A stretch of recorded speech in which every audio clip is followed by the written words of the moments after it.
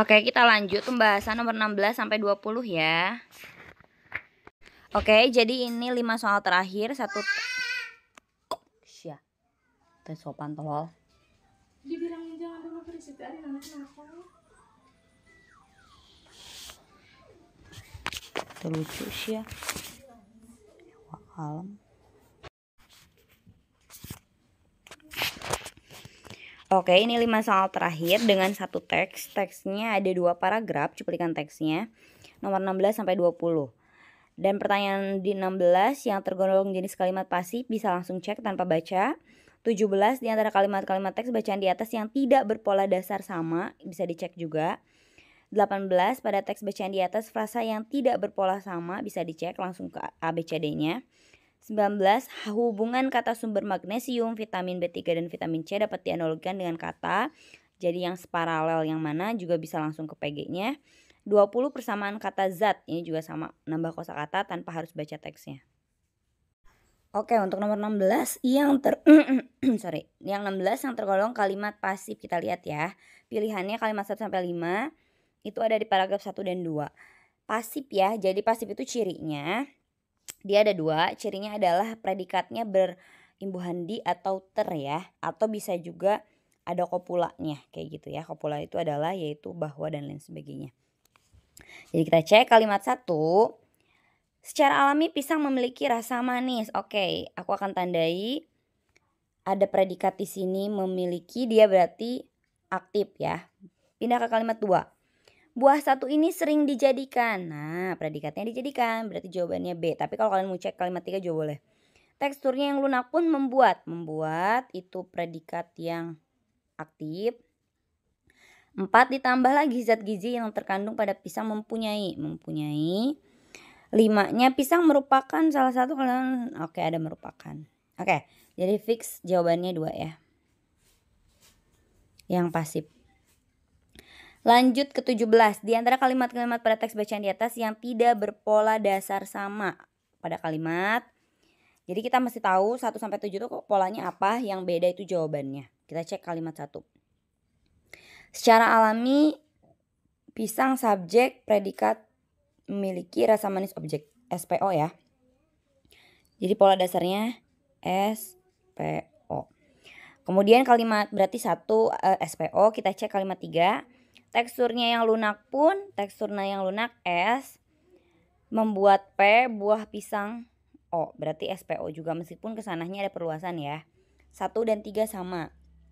Pindah ke 4. Ditambah lagi anak kalimat zat gizi yang terkandung pada pisang sebagai subjek mempunyai predikat beragam manfaat objek, SPO juga. Pindah ke D, kalimat 5.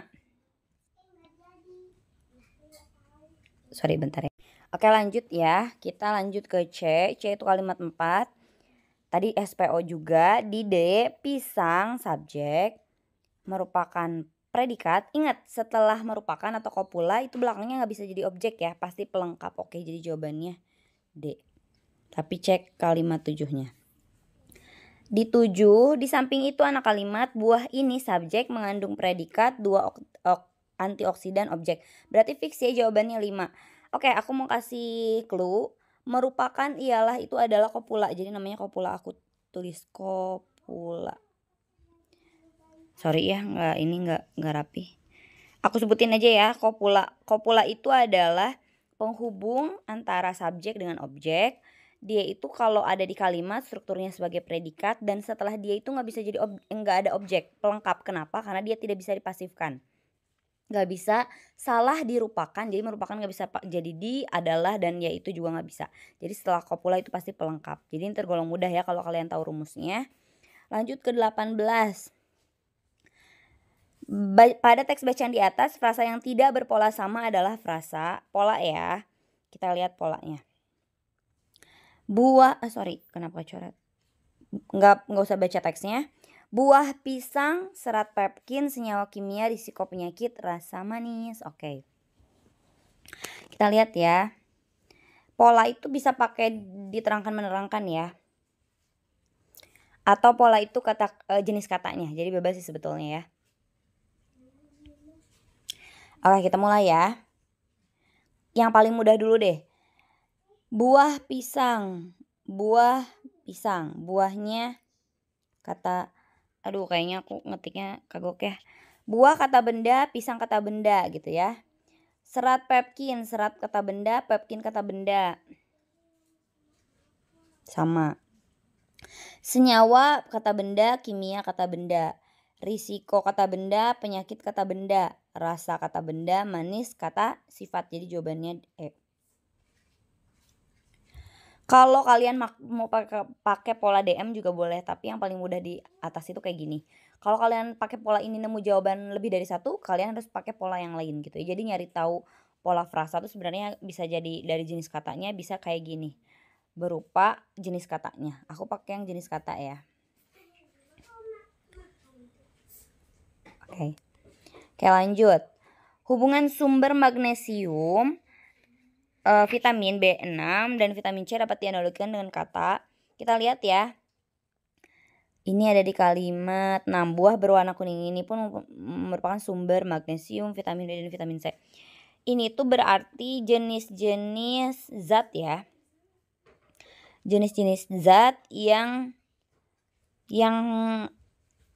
senyawanya sama, ya nggak sih? Magnesium, vitamin B, vitamin C. Jadi sama-sama satu sumber ini gitu ya. Apa namanya? Satu sumber, maksudnya sumbernya yang sama kalau kita baca di atas. Oke, sip ya, kita lihat ya. Jenis makanan mentah matang. Ini nggak nyambung ya. Karena sumber magnesium, vitamin B, vitamin C mereka udah jenis. Udah satu golongan jenis. Jadi yang A enggak. Pohon mangga, pisang dan durian bisa jadi. Cek dulu yang C, antioksidan, dopamin, kacetin. Dopamin pada pisang. Oh, enggak nyambung ya, karena di kalimat 8 dopamin pada pisang bertindak sebagai antioksidan. Jadi mereka jenis yang beda. Jenis penyakit, sehat, sakit, enggak. Makanan sehat, higienis, bergizi, bisa jadi. Makanan sehat, beda makna ya. Higienis, bergizi itu beda jenis. Jadi jawabannya B. Kita lanjut ya. Terakhir 20 persamaan kata zat adalah, ini gampang banget. Kalau secara KBBI ini harus berpatokan kepada KBBI ya. Jawabannya adalah C. Ini bagus sih menurut aku karena banyak yang ngeceh. Oke, kita selesai 20 soal PPU. Kalau kalian pengen ada penjelasan lebih atau paket yang lainnya silahkan komen di kolom komentar. Thank you udah nonton. Sampai ketemu lagi.